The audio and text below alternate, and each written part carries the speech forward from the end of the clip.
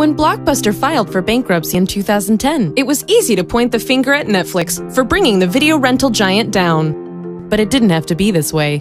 Blockbuster was the first big disruptor of the video rental industry. In less than a decade, it had become a multi-billion-dollar company. But as we all know, markets change, and the video rental industry was about to go through a big one. You see, Blockbuster was essentially a convenience store, one where you could rent movies for pretty cheap. The problem was, it sort of stopped being convenient once another company came around that could mail DVDs to your home that you'd never have to pay a late fee on.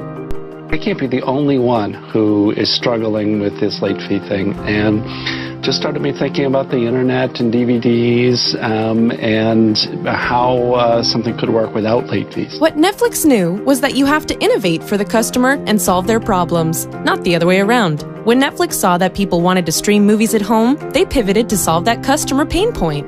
Meanwhile, Blockbuster was still trying to catch up to the DVD by mail service. The customer was beginning to have the buying power, but Blockbuster didn't see it until it was too late. And during that transformation process, there are a lot of confusing signals. It's very difficult to see where you are at any given time. At one point, Netflix offered to be acquired by Blockbuster for a measly $50 million. But Blockbuster thought they didn't need them. Today, Netflix is worth $70 billion, and Blockbuster, well, you know. While it's easy to blame Netflix for taking out Blockbuster, the reality is that Blockbuster brought this upon itself, and they aren't the only ones.